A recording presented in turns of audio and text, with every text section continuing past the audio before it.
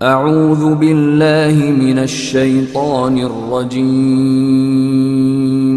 بسم اللہ الرحمن الرحیم الحمد للہ الذی لم یلد ولم یولد ولم یکن له کفوا احد اشہد ان لا الہ الا اللہ وحدہ لا شریک لہ واشہد ان سیدنا ونبینا محمدا عبدہ ورسولہ اما بعد اعوذ باللہ من الشیطان الرجیم لقد من اللہ علی المؤمنین اذ بعث فیہم رسولا من انفسہم یتلو علیہم آیاتہ ویزکیہم ویعلمہم الکتاب والحکمہ صدق اللہ العظیم اللہم صلی وسلم وبارک علی سیدنا و مولانا محمد وعلی آلہ و اصحابہ۔ تمام دیکھنے والے سننے والے حضرات کو دل کی گہرائیوں سے السلام علیکم ورحمۃ اللہ وبرکاتہ۔ تھوڑی دیر آواز صحیح نہ ہونے کے سبب آپ حضرات سے رابطہ منقطع رہا، اس تکلیف پر، اس انتظار پر آپ سے معافی کا خواستگار اور طلبگار بھی ہوں۔ یہ معافی کا مہینہ ہے، میں نے اگلے دن بھی کہا تھا، اس مہینے میں معاف کرنا سیکھیے، عرش والا آپ کو معاف کر دے گا۔ بہرحال یہ ایک فنی خرابی ہے، تو آپ کو جو وقتی تکلیف ہوئی معافی چاہتا ہوں۔ آئیے اپنی اصل بات کی طرف آتے ہیں کہ رب کریم نے جناب نبی کریم علیہ السلام کو بھی جہان والوں کے لیے کریم بنا کے بھیجا۔ الہی تو کریم، رسول تو کریم، صد شکر کے ہستیم میں آنے دو کریم۔ اور ہمیں دو کریموں کے درمیان میں پناہ مل گئی، اور پھر ان دونوں کریموں نے جہاں ہمیں اپنی اور صفات سے اس ماہ مبارک میں اب سرفراز فرمایا، وہیں ہمیں بھی اس ماہ مبارک میں اور اس ماہ مبارک کے علاوہ بھی کریم بننے کا ہم سے بھی مطالبہ کیا ہے، اور وہ ہم سے بھی چاہتے ہیں، اس لیے کہ دوست چاہتا ہے کہ میرا دوست میری طرح ہو جائے۔ جب تک وہ میری عادات کو، میری صفات کو نہ اپنائے تو دوستی کیا ہے؟ اور یہی اچھے دوست کی صفت ہوتی ہے۔ میں اتنے دنوں سے آپ حضرات سے کہہ رہا ہوں، اچھا دوست کیا ہوتا ہے؟ کہ وہ میری طرح پہنے، میری طرح بولے، میری طرح چلے، میری عادات کو اپنائے، میری صفات کو اپنائے، تاکہ دوستی کا بھرم کھولے، دوستی اور محبت کا دروازہ کھولے، اور ہم علی الاعلان کہہ سکیں کہ محبت یہ ہوتی ہے، دوستی یہ ہوتی ہے۔ اس کرم کرنے والے رب نے ہمارے اوپر تو کرم فرمایا کہ جو میں اتنے دنوں سے کہہ رہا ہوں کہ ساری زندگی سجدے میں سر رکھ کر اس کا شکر ادا کرتے رہیں، تو ادا نہیں کر سکتے کہ اس نے اپنا محبوب حضرت محمد الرسول اللہ صلی اللہ علیہ وسلم ہمیں رسول اور نبی کی صورت میں عطا فرمایا، اور ہمیں آپ صلی اللہ علیہ وسلم کا امتی بنایا، اور پھر اس ماہ مبارک کی نعمتوں سے، برکتوں سے، رحمتوں سے ہمیں مالا مال فرمایا، اور ابتدا جو فرمائی وہ یا ایھا الذین آمنو کے میڈل سے ہمارے گلے میں ڈال کر کے، دیکھو میں تمہیں کتنا بڑا میڈل دے رہا ہوں کہ میں آدم علیہ السلام سے لے کر قیامت تک آنے والے جتنے مومنین ہیں، جو میرے ہیں، میرے ہیں، جو مجھ سے محبت کرتے ہیں، جن سے میں محبت کرتا ہوں، ان تمام حضرات کی صفوں میں ہمیں بھی کہیں نہ کہیں پاؤں رکھنے کی اس نے جگہ دے دی ہے، یا ایھا الذین آمنو کہہ کر۔ مجھے اسی بات پر حضرت شبلی رحمۃ اللہ علیہ کا ایک واقعہ یاد آتا ہے کہ وہ ہمیشہ اپنی جیب میں گڑ کی ڈلیاں رکھتے تھے. جب بھی کوئی ان کے سامنے اللہ کا نام لیتا تو اپنی جیب سے گڑ کی ڈلی نکال کر اس کے منہ میں ڈال دیتا. کسی نے ایک دن پوچھا حضرت یہ کیا ہے؟ فرمایا کہ بھائی وہ منہ کتنا میٹھا ہے کہ جس میٹھے منہ سے اس میٹھے کا نام نکلتا ہے تو میں چاہتا ہوں کہ اس میٹھے منہ کو میں اور میٹھا کر دوں. یہ جو جملہ ہے یا ایھا الذین آمنو، یہ اس میٹھے کے منہ سے نکلا ہے. پھر مدینے والے مکی ہاشمی مدنی علیہ الصلاۃ والسلام جیسے میٹھے کے منہ سے نکلا ہے. اور پھر قرآن پڑھنے والا صحابہ کرام سے لے کر آج تک جو بھی آیا ہے منہ میٹھا ہوتا چلا جاتا ہے. آپ اور میں اس نام کے ساتھ جو میٹھا ہے، اس میٹھے نے اس میٹھے نام سے ہمیں مخاطب فرمایا. کہا یا ایھا الذین آمنو، ایمان میٹھی چیز ہے. ہزاروں نہیں لاکھوں کروڑوں گوڑ اور مٹھائی کے ڈھیر رکھ دو تو یہ جو ایک میڈل ہے نا جو اس نے ہمارے گلے میں ڈالا ہے، اس میڈل کی مٹھاس کا کوئی مقابلہ نہیں. بس اللہ ہمیں اس کی قدر کی توفیق دے دے. پھر اس کریم نے ہم سے بھی کرم کا مطالبہ کیا، ہم سے بھی دنیا میں محبتوں کا مطالبہ کیا. دیکھیں، میں نے کل بھی کہا تھا، دل کرتا تھا کہ میں کلمے کو ایسے پڑھوں محمد الرسول اللہ لا الہ الا اللہ، لیکن میں مجبور اس لیے ہوں کہ جنہوں نے سکھایا انہوں نے اس طرح سکھایا ہے کہ کہو لا الہ الا اللہ محمد الرسول اللہ، میرے پیچھے چلنا ہے. میرے منہ سے جو میٹھی چیز نکلی ہے وہ قیامت تک کے لیے میٹھی ہے، اور اسی طریقے پہ چلو گے تو مٹھاس پھیلے گی. اسی طریقے پہ چلے گے تو مٹھاس پھیلے گی. اس لیے ہم سارے دنیا میں جب تک لا الہ الا اللہ محمد الرسول اللہ اس طرح نہ پڑھیں ہم مسلمان نہیں ہو سکتے. آپ صلی اللہ علیہ وسلم کے آنے سے پہلے انسان محبتوں سے واقف نہیں تھا، محبتوں کی مٹھاس سے واقف نہیں تھا، محبتوں کی حقیقتوں سے واقف نہیں تھا کہ محبت کیا ہوتی ہے. اور محبتوں میں سب سے بڑی محبت ماں کی ہے.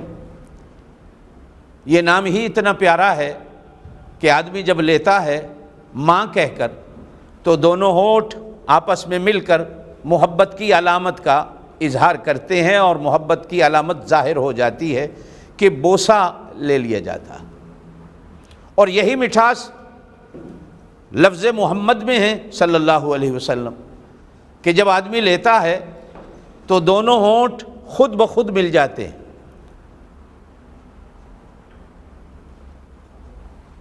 آپ صلی اللہ علیہ وسلم سے پہلے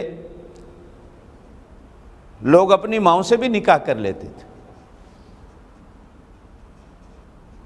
ماں کو کچھ نہیں سمجھا جاتا تھا. بےعینی بالکل اس طرح جس طرح لونڈی ہوتی ہے، خادمہ ہوتی ہے، ماں بھی ایک لونڈی تھی. چاہا تو ماں کا سودا بھی کر دیا، چاہا تو ماں کو بیچ بھی دیا، چاہا تو ماں سے نکاح بھی کر لی. ماں کی عزت، ماں کی محبت، ماں کی عظمت سے انسان واقف نہیں تھا. آپ صلی اللہ علیہ وسلم کریم بن کے جب اس امت کے لیے آئے تو آپ نے اپنی محبت کا ایک حصہ اس ماں کے کھاتے میں بھی امت کو دیا. کہا کہ جنت اس کے قدموں کے تلے ہے. اللہ کے بعد اگر کسی کا حق ہے تم پر تو وہ ماں باپ کا ہے. حتیٰ کہ فرمایا ان کو دیکھنا مقبول حج کا ثواب نصیب ہوتا ہے. ان کی خوشی میں اللہ کی خوشی ہے.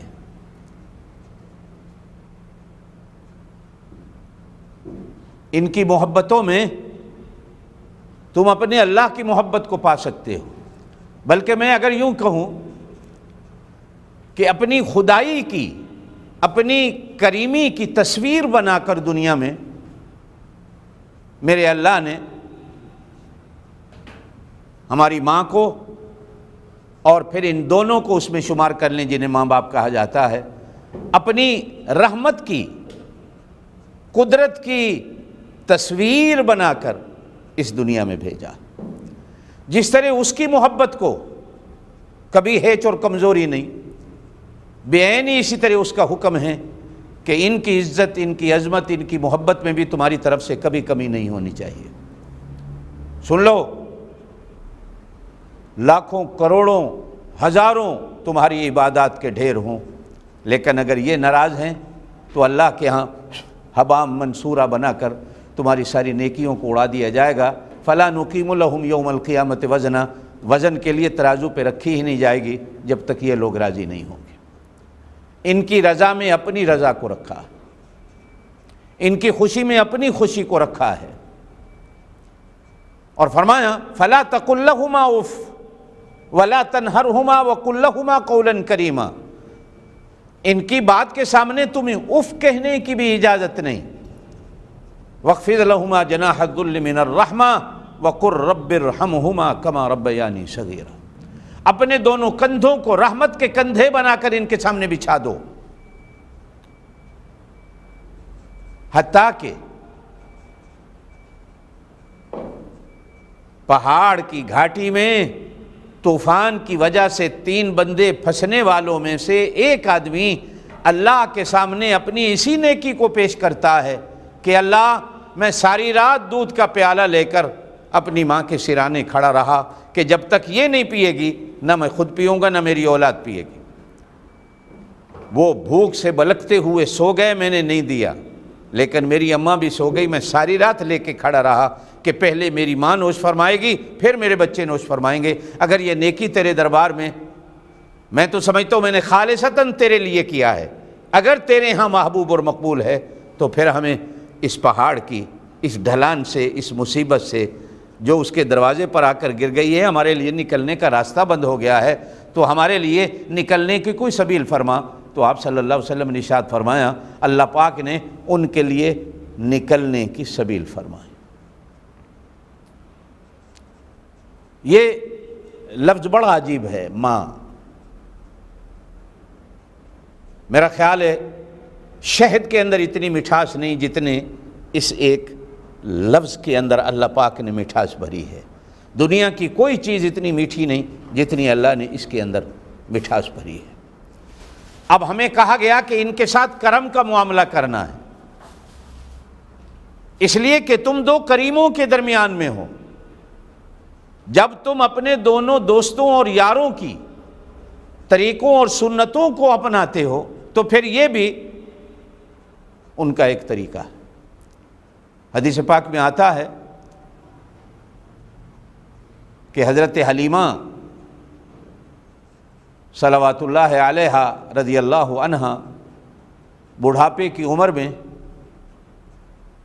مدینہ تشریف لائیں۔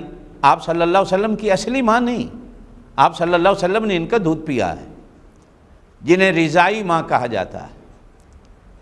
جب آپ صلی اللہ علیہ وسلم کو ان کے مدینے میں آنے کی خبر ملی تو حدیث میں ملتا ہے مدینے سے باہر نکل کر رحمت دو عالم صلی اللہ علیہ وسلم نے ان کا استقبال فرمایا اور ان کے اونٹ کی مہار کو اپنے ہاتھ میں پکڑ کر سواری کو مدینہ تشریف لائے، اور جیسے ہی آپ کا در دولت قریب آیا تو آپ صلی اللہ علیہ وسلم نے اونٹنی کو بٹھایا اور اپنی نبوت والی ہتھیلیوں کو زمین پہ رکھا اور حضرت حلیمہ سے فرمایا کہ نبوت کی ہتھیلیوں پہ اپنے پاؤں رکھیے۔ اب سارا مدینہ حیران تھا کہ یہ کون بڑھیا ہے جس کا اتنا استقبال ہے، جس کا اتنا ادب و احترام کیا جا رہا ہے، اتنی کرم کی چادر بچھائی جا رہی ہے، جس کے لیے محبتوں کا اظہار کیا جا رہا ہے، بلکہ محبتوں کے دریا بہائے جا رہے ہیں۔ تو حضرت حلیمہ رضی اللہ تعالیٰ عنہا صلوات اللہ علیہا کو اپنی ہتھیلیوں پہ پاؤں رکھنے کا حکم بھی دیتے ہیں، درخواست بھی کرتے ہیں۔ ہاتھ پکڑ کر جب گھر لے آتے ہیں تو اماں عائشہ تنہائی میں پوچھتی ہیں یا رسول اللہ صلی اللہ علیہ وسلم، یہ کون ہیں جن کا آپ اتنا استقبال کر رہے ہیں؟ یہ تو رحمت والے ہاتھ ہیں، جن ہاتھوں کو اللہ اپنے ہاتھ کہتا ہے، جن ہاتھوں کی انگلیوں کے اشارے سے چاند دو ٹکڑے ہو جاتا ہے۔ یہ ہاتھ ایسے اٹھتے ہیں تو ابو ہریرہ کی اماں کو ایمان مل جاتا ہے، یہ ایسے اٹھتے ہیں تو دکھیوں کو سکون مل جاتا ہے، یہ ایسے اٹھتے ہیں تو بیماروں کو شفا مل جاتی ہے، یہ ایسے اٹھتے ہیں تو آسمان کے بادل چھم چھم برسنے لگ جاتے ہیں، اور جب تک پھر دوبارہ ایسے نہیں اٹھتے تو باران رحمت رکنے کا نام نہیں لیتا، پانی کی نہریں اور چشمے نکل پڑتے ہیں۔ آج وہی ہاتھ جن ہاتھوں کو ید اللہ فوق ایدیہم قرآن کہتا ہے، ایک بڑھیا کے پیروں کے نیچے بچھ جاتے ہیں، یہ ہے کون؟ تو آپ صلی اللہ علیہ وسلم نے فرمایا، عائشہ یہ میری وہ ماں ہے جس کا میں نے دودھ پیا ہے، یہ حلیمہ ہیں جن کی گود میں میں پلا ہوں، یہ رضائی ماں ہیں۔ حقیقی ماں اگر آپ صلی اللہ علیہ وسلم کے زمانہ نبوت میں ہوتی تو نہ جانے ان پر علماء ہزار صفحات کی کتابیں لکھتے کہ آپ صلی اللہ علیہ وسلم ان کی عزت، ان کا اکرام، ان سے پیار، ان سے محبت کتنی کرتے۔ اور پھر اسی کے ساتھ ملتا جلتا جملہ ارشاد فرمایا، یہ ماں ہیں، بیٹی کی بھی محبت ہے، اس کو بھی تمہارا پیار چاہیے۔ تو فرمایا جس کے گھر میں 2 بیٹیاں ہو گئیں، اس نے ان کی اچھی تربیت کی، پڑھایا لکھایا، اچھی جگہ رشتہ کر دیا، وہ قیامت والے دن میری جنت کے ساتھ اس کی جنت ایسے ہوگی جیسے یہ 2 انگلیاں ہیں، ان کے درمیان میں فاصلہ کوئی نہیں، اسی طرح میری اور اس کی جنت کے درمیان میں فاصلہ کوئی نہیں ہوگا۔ بیٹیاں اللہ کی رحمت ہوتی، حدیث کے اندر فرمایا گیا ہے جس گھر میں بیٹی پیدا ہوتی ہے تو پیدا ہوتے ہی فرشتوں کو حکم ہوتا ہے ماں باپ کے کھاتے میں نیکیاں لکھنا شروع کر دو۔ بیٹیوں والو ایک بڑی عجیب حدیث ملتی ہے، فرمایا کہ جس ماں باپ کو بیٹی کی وجہ سے ستایا گیا، یعنی سسرال والوں کی طرف سے، جیسے آج کل دنیا میں چل رہا ہے، اس ماں باپ کو میری طرف سے جنت کی خوشخبری دے دو، میں اپنے ساتھ ان کو جنت میں لے کے جاؤں، جن کو بیٹی کی وجہ سے دکھ دیا گیا، جن کو بیٹی کی وجہ سے ستایا گیا۔ یہ اللہ کی بڑی پیاری مخلوق ہے، یہ سب سے زیادہ تمہارے کرم کی ضرورت مند اور محتاج ہے۔ آپ صلی اللہ علیہ وسلم کی سنتیں دیکھیے، بیٹیاں گھر آتی ہیں تو آپ صلی اللہ علیہ وسلم کھڑے ہو کر استقبال فرماتے۔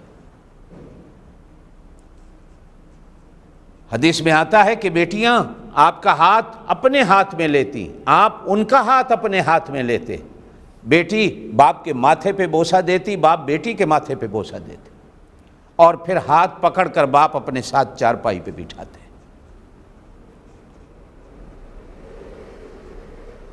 میں تفصیل میں نہیں جاتا، جو حدیثیں ہیں بناتے رسول کے بارے میں رضوان اللہ علیہن۔ پھر بیٹی کے ساتھ ملتے ملتے بہنوں کا یہ بہن اس دنیا میں بڑی عجیب مخلوق ہے، بالخصوص وہ بڑی بہنیں جو چھوٹے بھائیوں کے لیے اپنا سب کچھ قربان کر دیتی۔ حدیث میں آتا ہے کہ آپ صلی اللہ علیہ وسلم نے غزوہ حنین اور غزوہ طائف کے بعد جورانہ کے مقام پر جب مال غنیمت کو تقسیم کرنے کے لیے آپ تشریف فرما ہوئے تو معلوم ہوا کہ ہزاروں کی تعداد میں تو عورتیں قیدی ہیں، لاکھوں کی تعداد میں بکریاں ہیں، پتہ نہیں کتنے اونٹ ہیں، کتنے گھوڑے ہیں، لا تعداد۔ اتنا مال غنیمت کسی بھی غزوے میں نہیں حاصل ہوا جتنا غزوہ حنین اور غزوہ طائف میں حاصل ہوا۔ قیدیہ عورتوں میں سے ایک عورت کی طرف سے پیغام بھیجا گیا، کہ اپنے سردار سے کہہ دو ان قیدیوں میں تمہاری ایک بہن بھی ہے۔ آپ صلی اللہ علیہ وسلم کو جب پیغام دیا گیا تو آپ سوچنے لگے میری تو بہن کوئی نہیں تھی، میں تو اپنے ماں باپ کی اکیلی اولاد، باپ پہلے چلا گیا 5-6 سال کی عمر میں، اماں چلی گئی، بہن کہاں سے آئی؟ آپ صلی اللہ علیہ وسلم نے حکم فرمایا لے آؤ بھائی کون ہے۔ جب آئیں تو کہا کہ میں شیما ہوں۔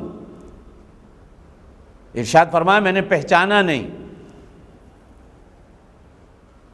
بازو سے ایسے اٹھایا کہ کہا یہ دیکھو بچپن میں تمہارے دانت لگے تھے، یہاں کاٹا تھا، آج تک نشان موجود ہے، میں وہ شیما ہوں حلیمہ کی بیٹی۔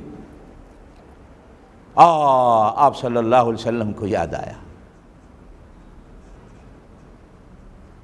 آپ صلی اللہ علیہ وسلم نے اپنی رحمت کی چادر کو بچھایا، اس پہ بیٹھو، حال حوال پوچھے، اماں کا حال پوچھا، بھائیوں کے حال پوچھے۔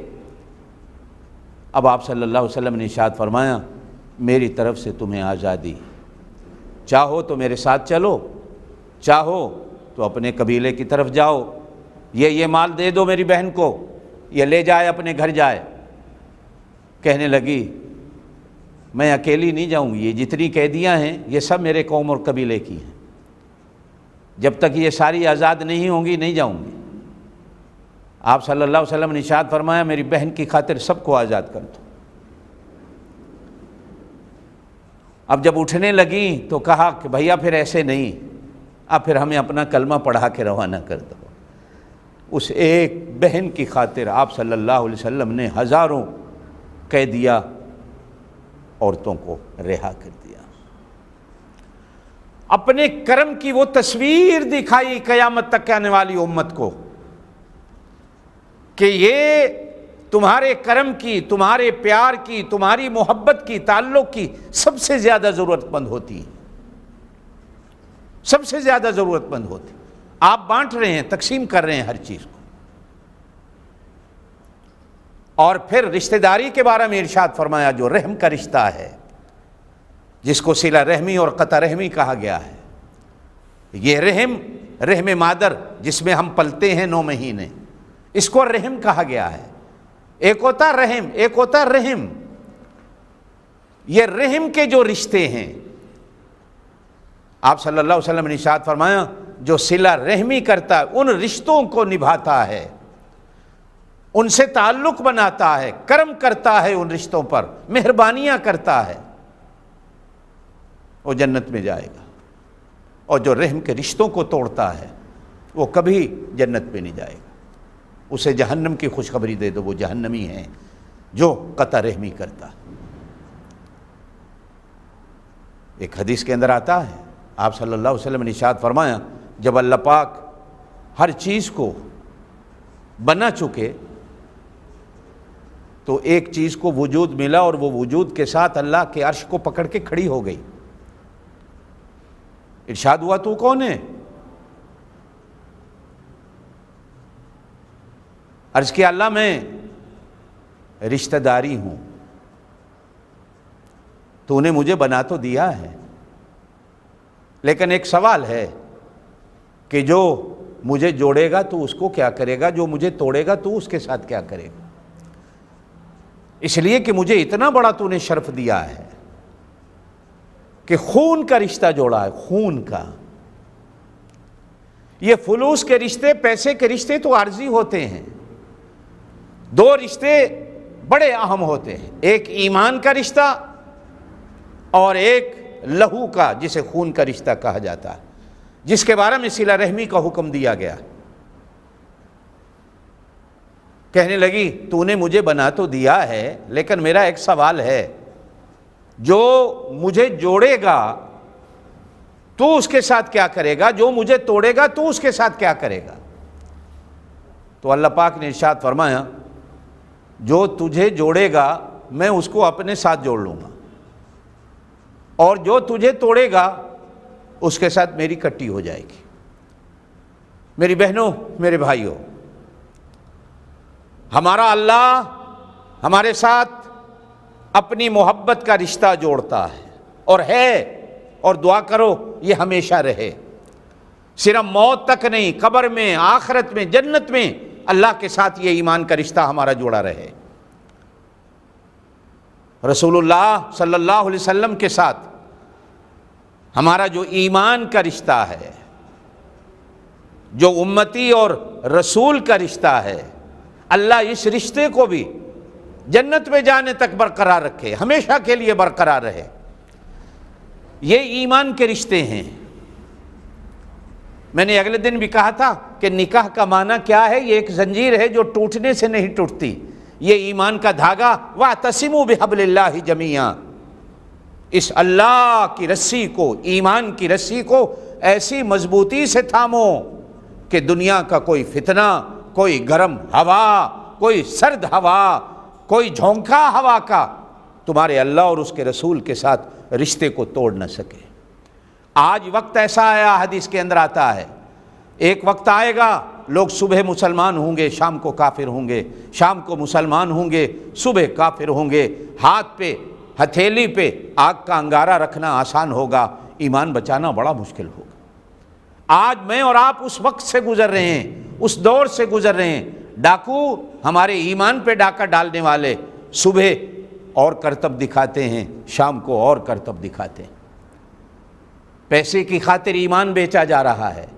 ہم جن ملکوں میں ہیں، ہاتھ جوڑ کر ان مسلمان نوجوانوں سے درخواست کہ جو صرف اور صرف دنیا کے ویزوں کے لالچ میں کبھی کو قادیانی بنتا ہے، کبھی کو کرسچن بنتا ہے، اپنے مذہب کو چینج کرتے ہیں صرف ویزے کے لیے، اور کہتے کیا ہے؟ اسی تے جی اتو ہو رہے ہیں، وچوں تو ہم مسلمان ہیں، دیکھیں یہ وہ کھاتا ہے۔ اگر کسی نے اوپر سے بھی اللہ کا انکار کر دیا، اگر کسی نے اوپر سے بھی جناب نبی کریم علیہ الصلوۃ والسلام کی ختم نبوت کا انکار کر دیا، تو پھر وہ اندر سے بھی ہو جاتا۔ اس لیے کہ اس دولت کی تمہیں قدر نہیں۔ یہ دنیا کی دولتیں تو ہاتھوں کی میل ہیں، آج ہیں کل نہیں، کل ہیں پرسوں نہیں، چلی جائیں گی۔ ایمان وہ دولت ہے جو اس نے اپنے خزانوں سے ڈھونڈ کر آپ کو اور مجھے نصیب کی ہے، اور پھر اسی ایمان والے جملے سے اس نے ہمیں مخاطب کیا۔ اس ماہ مبارک کی برکتوں سے ارشاد ہوتا ہے، یا ایھا الذین آمنو، اے ایمان والو۔ رشتہ داری جو جوڑتا ہے، اللہ اس کے ساتھ اپنے رشتے کو جوڑتا ہے۔ ایک حدیث میں آپ صلی اللہ علیہ وسلم نے ارشاد فرمایا، تم میں سے کوئی ہے جو جنت کے سینٹر میں چاہتا ہو کہ میں اس کو جنت میں سونے کا محل دلا دوں؟ سینٹر میں، کسی بھی بازار کا، کسی بھی شہر کا جو سینٹر، اس کی قیمت آپ کو پتہ ہے کیا ہے، اور اطراف و جوانب میں شہر میں کیا قیمت ہوتی ہے، سینٹر میں کتنی قیمت ہوتی ہے، جنت کے سینٹر میں۔ صحابہ کرام رضوان اللہ مجمعین نے عرض کی اللہ کے رسول صلی اللہ علیہ وسلم سے، یا رسول اللہ صلی اللہ علیہ وسلم، وہ جنت کے سینٹر میں محل کیسے ملے گا؟ آپ صلی اللہ علیہ وسلم نے ارشاد فرمایا، صلہ رحمی کو اختیار کر لو، رشتہ داریوں کو نہ توڑو۔ یہ رشتہ داری،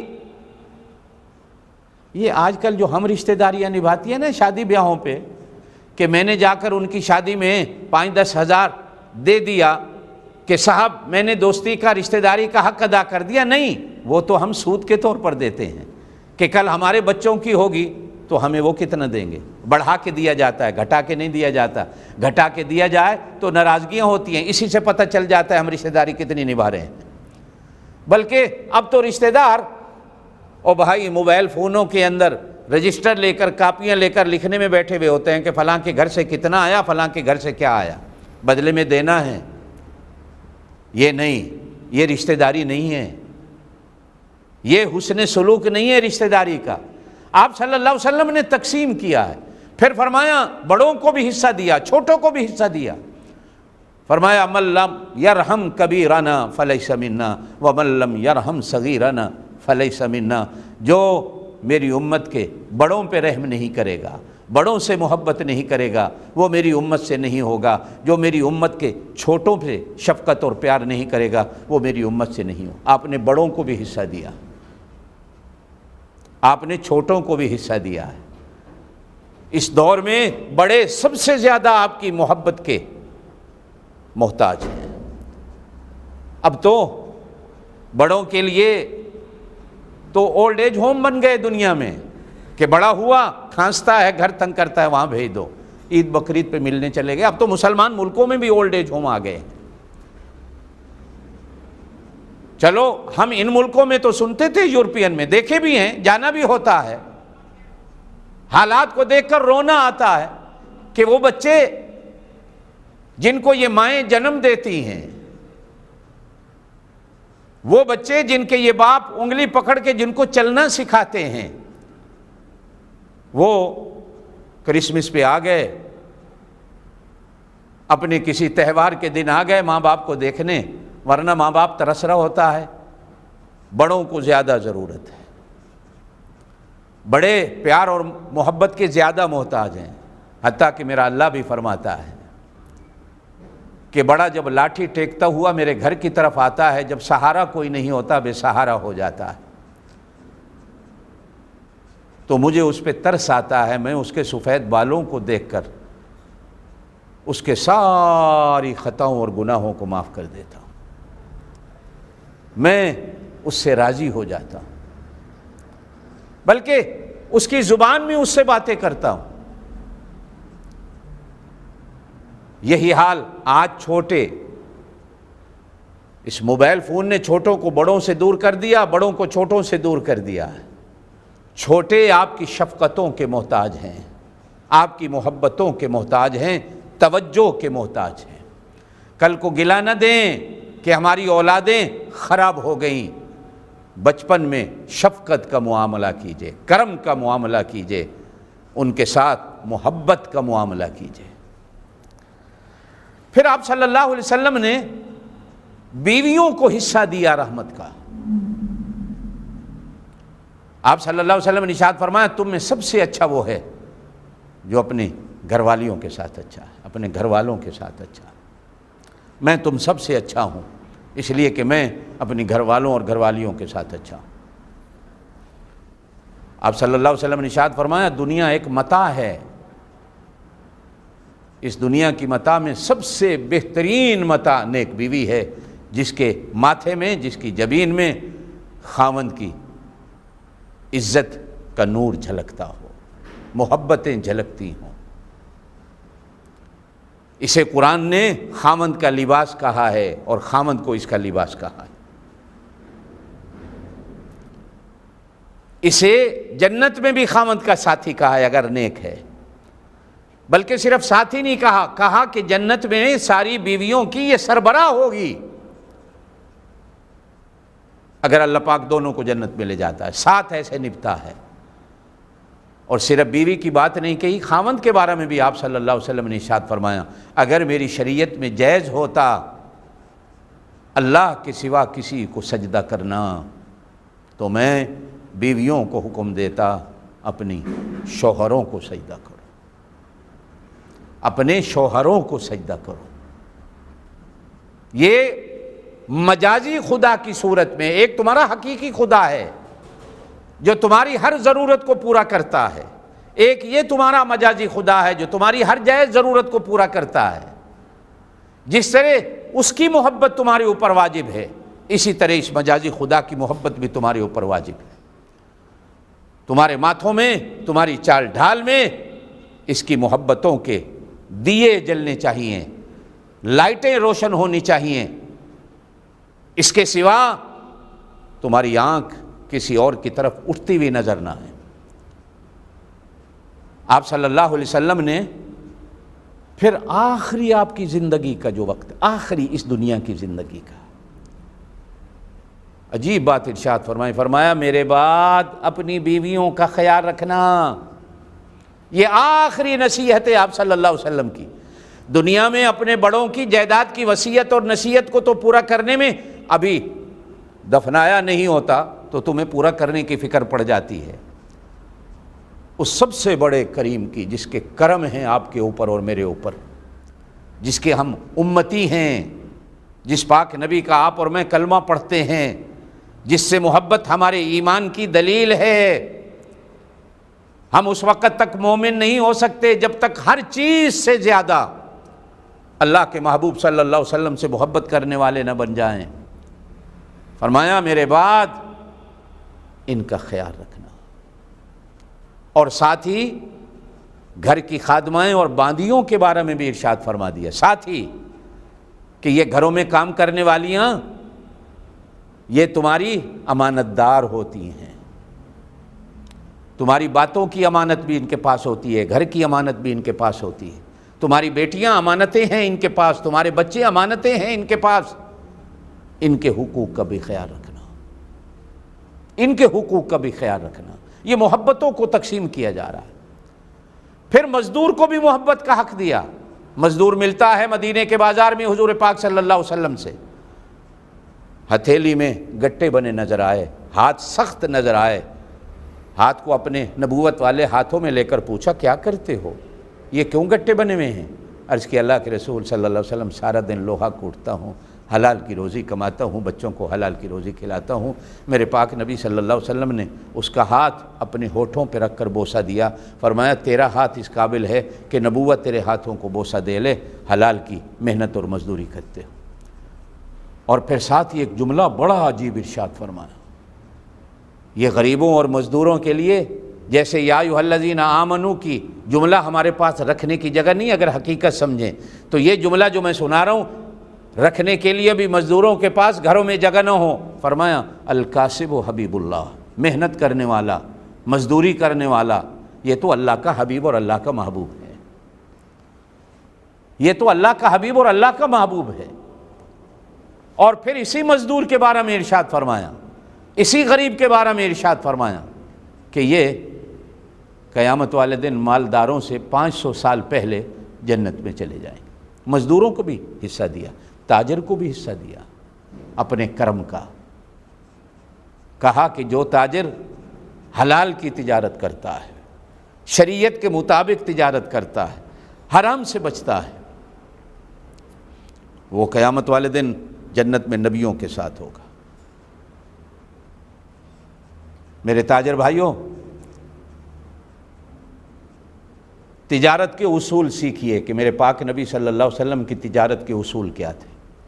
آپ بازار میں تشریف لے گئے، آڑتی کی دکان پر گندم کے ڈھیر میں ہاتھ ڈالا، ہاتھ کو نکالا تو گیلا لگا جیسے اندر پانی ہے، پوچھا یہ کیا ہے؟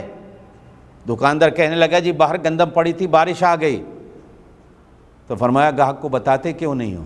من غشنا فلیس منا، جو ملاوٹ کرتا ہے وہ میری امت سے نہیں، جو ملاوٹ کرتا ہے وہ میری امت سے نہیں ہے۔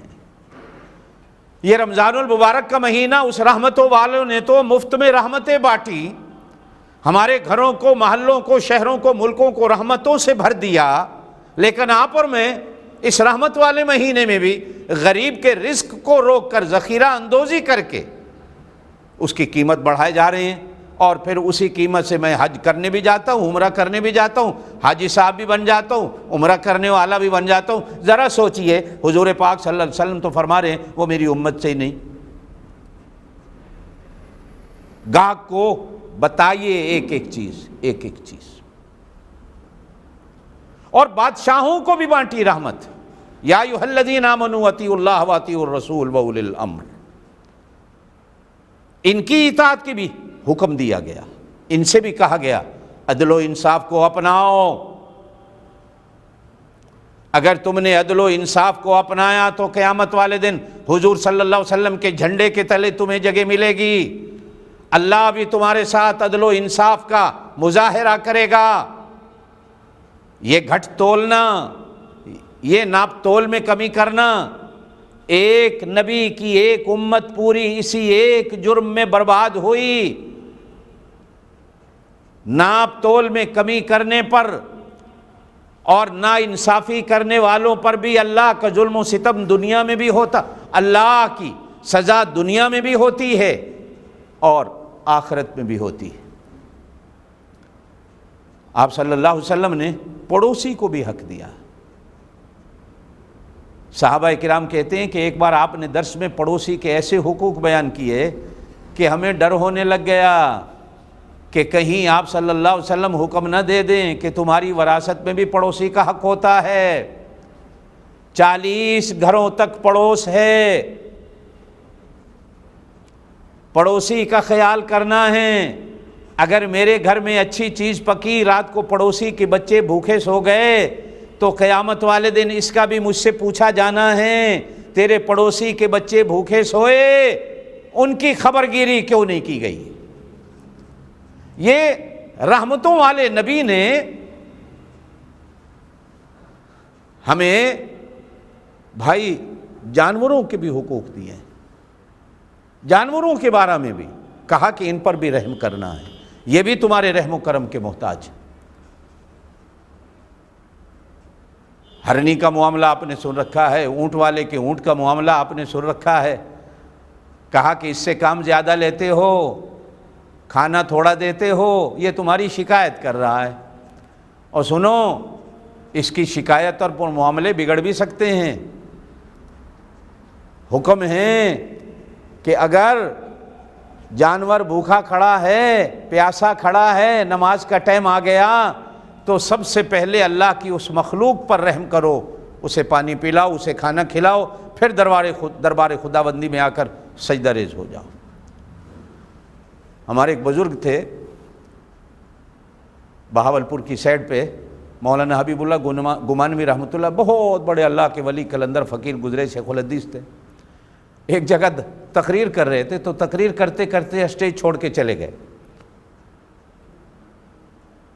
15-20 منٹ کے بعد پھر آ کر اسٹیج پر کھڑے ہو کر وہیں سے بات شروع کر دی جہاں چھوڑ کے گئے تھے۔ تو تقریر کے بعد دوستوں نے پوچھا حضرت کیا خیر تو تھی، قضائے حاجت، پیشاب کی ضرورت پڑ گئی؟ فرمایا نہیں، وہ میری گدھی پیاسی کھڑی تھی، تو میں تقریر میں تو اللہ کی رحمتوں کا ذکر کر رہا تھا، تو تقریر کے دوران خیال آ گیا کہ بڑا رحمتوں کا ذکر کر رہا ہے، خود تیرا یہ حال ہے کہ گدھی پیاسی کھڑی، اس کو پانی نہیں پلایا، قیامت والے دن اس کریم نے رحیم نے اگر پوچھ لیا تو کیا ہوگا؟ بابا میں تو اس کے کرم اور اس کی رحمت سے ڈر گیا کہ قیامت والے دن اگر اس نے شکایت کر دی تو کیا جواب دوں گا؟ بلی کو مارنے والی کے لیے جہنم کا اعلان سنا دیا، اور پیاسے کتے کو پانی پلانے والی کے لیے جنت کا اعلان سنا دیا۔ اچھا ہمارے ہاں ذمہ دار ہل چلاتے ہیں تو بیلوں کو بھی گالیاں دیتے رہتے ہیں، کہیں کو بیل رک گیا، حتیٰ ماں باپ کی گالیاں بھی اسے شروع ہو جاتی ہیں۔ بھینس دودھ دے رہی ہے، ادھر سے گالیاں دی جا رہی ہوتی ہیں۔ یہ ایک عجیب، یہ ناشکری کی علامتیں ہیں، ناشکری کی۔ اور یاد رکھیے یہ چیزیں قیامت والے دن ہم نے ان کا جواب دینا ہے۔ کرم والے نبی نے، رحمت والے نبی نے، سراپائے کرم نبی نے، سراپائے کرم ہمارے اللہ نے، جو ہمارے بڑے یار ہیں، جو ہمارے بڑے دوست ہیں، جن کی خیر خواہی اور محبتوں میں کوئی شک نہیں، وہ چاہتے ہیں کہ ہم بھی انہی کی طرح بنیں۔ اب یہ کیا کم ہے کہ وہ محبوب چاہیں کہ ہم ان کی طرح بن جائیں؟ ہم کوشش تو کر سکتے ہیں نا کہ ہم بھی انہی کی طرح، جس طرح وہ ہر ایک سے محبت کرتے ہیں، ہم بھی ہر ایک سے محبت کرنے والا بن جائیں۔ تو میری بہنوں، میرے بھائیوں، یہ رحمتوں والا مہینہ، یہ برکتوں والا مہینہ، یہ ان دونوں دوستوں کی طرف سے ایک تحفہ ہے۔ اللہ پاک کی طرف سے تو تھا ہی تھا، لیکن حضور پاک صلی اللہ علیہ وسلم نے عمل کر کے پھر ہمیں بھی بتا دیا، اپنی سنتیں اور طریقے بھی بتا دیے۔ فرمایا اگر میری امت کو پتہ چل جائے یہ مہینہ کیا ہے تو میری امت کہے ہمیشہ رمضان المبارک رہے، ہمیں پتہ ہی نہیں۔ ہمارے لیے تو یہ ایک مہینہ مشکل ہو جاتا ہے، ہمارے سر پہ مصیبتوں کے پہاڑ، پریشانیوں کے پہاڑ آ جاتے۔ یہ کیا ہوا؟ کتنے مسلمان ہیں جان بوجھ کر بیمار ہو جاتے، بھائی بیماری اس وقت ہوتی ہے جب کو مستند ڈاکٹر کہے آپ بیمار ہیں، روزہ رکھو گے تو بیماری بڑھے گی، آپ کے اور میرے خود سوچنے سے بیماری نہیں ہوتی، ڈاکٹر مستند ایک لکھ دے۔ دنیا میں کہیں بھی سرٹیفکیٹ ڈاکٹر کا نہ ہو چھٹیاں نہیں ملتی، تو اللہ کے دربار میں آپ خود بخود ہی چھٹی لکھ لیتے ہو کہ چھٹی ہو گئی، ہم خود بخود بیمار ہو جاتے ہیں، اس لیے کہ ہمیں اس مہینے کی رحمتوں کا نہیں پتہ، اس مہینے کی محبتوں کا نہیں پتہ، اور جس رب نے یہ مہینہ دیا ہے وہ رب ہم سے کتنا پیار کرتا ہے ہمیں اس کے پیار سے واقفیت نہیں، اور جس رسول صلی اللہ علیہ وسلم کے صدقے یہ مہینہ ہمیں ملا ہے وہ رسول صلی اللہ علیہ وسلم اپنی امت سے کتنا پیار کرتے ہیں، ہمیں آپ صلی اللہ علیہ وسلم کے پیار اور محبت کا بھی اندازہ نہیں۔ اللہ پاک آپ کو مجھے عمل کی توفیق دے، محبتوں کو تقسیم کرنے والا بنائے۔ سبحان ربک رب العزت عما یصفون وسلام علی المرسلین والحمد للہ رب العالمین۔